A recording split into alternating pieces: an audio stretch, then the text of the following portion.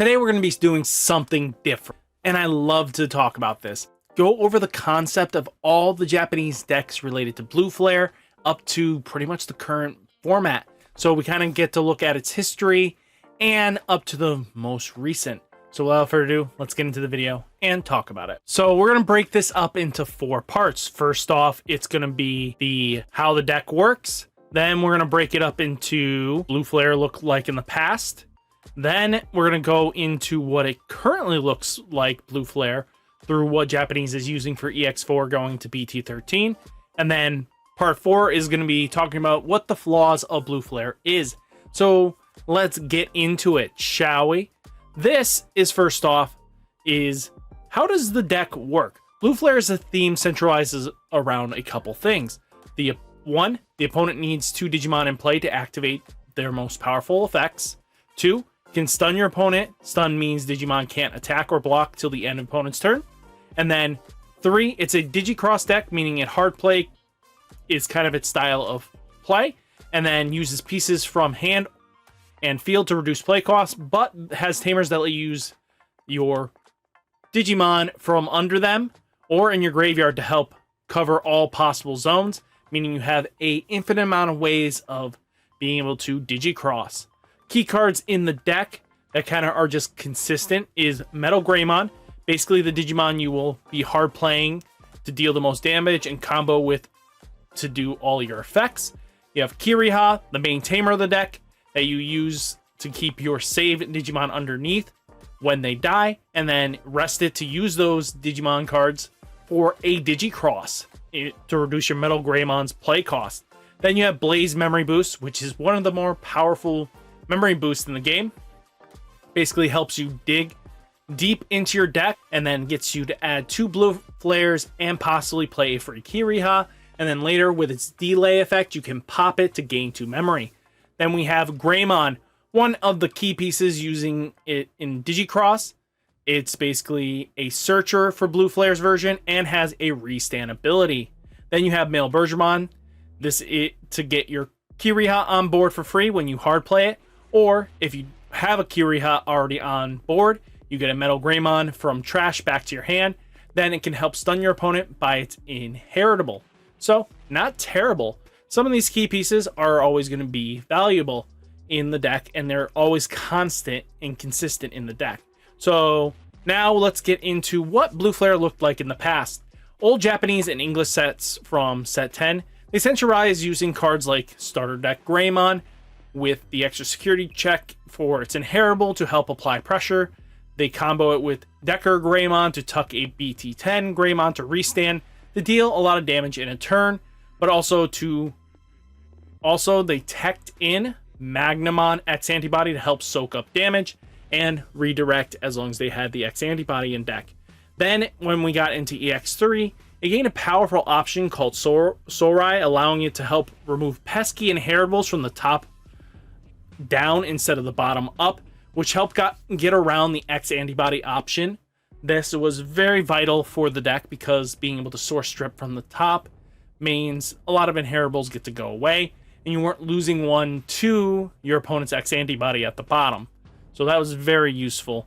Then we get into what is BT11/BT12. The deck finally got a new level 3 in the form of Dracomon. Then started playing Metal Greymon X Antibody to apply even more pressure by giving it DP boosts plus an extra security check, so this thing could deal 3 damage in a turn. And it can close out the game with Zeeg's Greymon's restand. So this could help out too, because it could Digivolve on top of the red or the blue Metal Greymon. So now you had the ability to restand and apply pressure. So if you did this with a Metal Greymon X Antibody on top, that's 3 security with a restand, another 3. This could clear out the game very easily. Then it gained a new tamer in the form of both Yuya for your Greymon plays to help keep your opponent's options from killing your Digimon. Then they also gained Taiki, Kiriha, and Nene to extend plays, help draw because of how this card works. And that was very vital, and it could use it to suspend and play, guess what? Your Digicross requirements. So this was very useful. Both had strong uses for sure, and they gained a solid Digitama in the form of Wanyamon, that allows you to draw as long as you had a Tamer on board. Very good for this deck. And a very powerful new armor form in the shape of Metal Greymon Cyber Launcher. So this card alone was able to bounce any opponent's level 3 rookies, get them off the field, and if you had a Cyber Launcher, you can move a level 4 and bottom deck it instead. Really useful, comes up very much situational, but it's really just helps to deal with the answers that your opponent might present to you. Then, but in BT12 added something small to the deck in the shape of ×7 Superior Mode, less effective paired to the Crossheart style play because they had less Digimon to work with. So Blue Flare doesn't really take it full advantage of it, but has access to it, so it's not too terrible. So that's not terrible for what we see now, is kind of where people are going with it. But now, what does the current Blue Flare look like? Deck is going to be very interesting.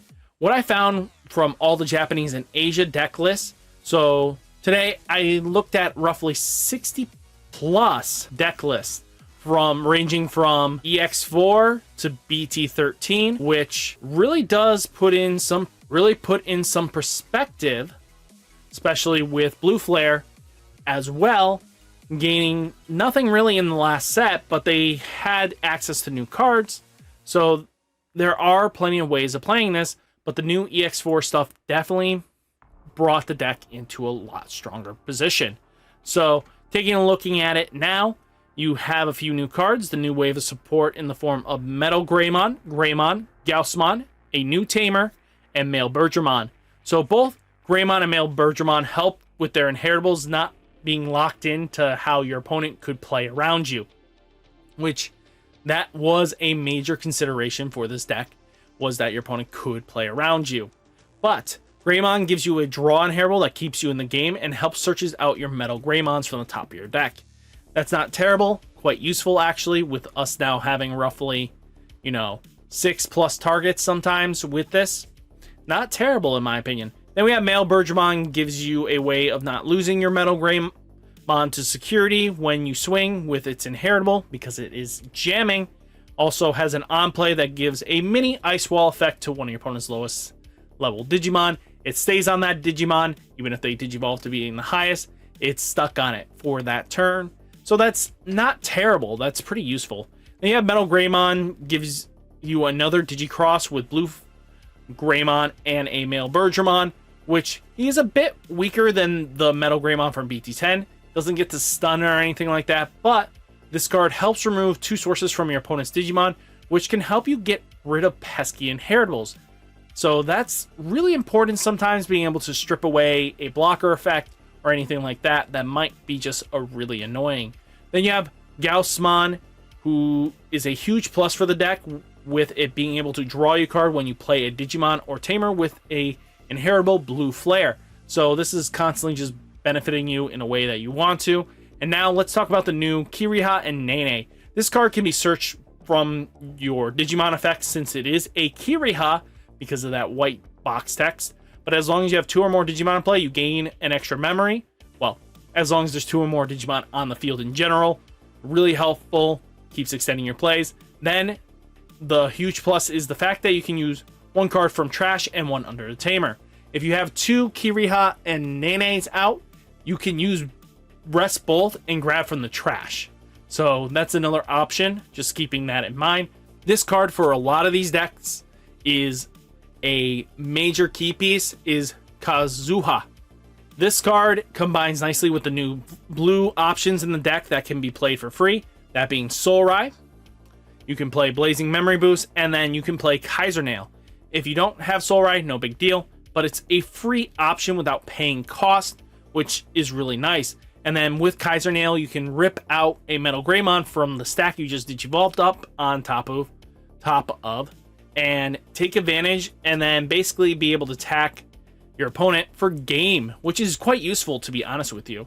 So being able to do that really does matter in some circumstances. And then let's get into it. A few of the flaws of Blue Flare's still going for it. The primary issues of the deck is it still needs your opponent to have one or more Digimon. That did mitigate a little bit of that with the new support, but it's still there. So just keep that in mind. Being Digivolve, since the stack will not have a level 3 to help slow down the DDG evolution process, they can always bring you back to male Bergermon pretty quickly. And then you're basically stuck on a male Bergermon with everything else in trash. That's not always beneficial. And then any deck that can redirect the attack is a huge neg for this deck, because your stuns aren't stopping them at all, and you got to keep that in mind. And then you have little rookies that prevent you from reducing your play costs, so paying the full cost hurts a lot more in this matchup, because we don't have a slower end cap that helps us dig a little deeper to help remove these little guys. We do have that as an issue. So guys, hopefully you enjoyed the video, and hopefully you enjoyed the discussion. And how will you be building your Blue Flare? Let me know down in the comments. I would love to hear from you guys. So guys, stay safe, stay healthy, and I'll catch you next one. Peace.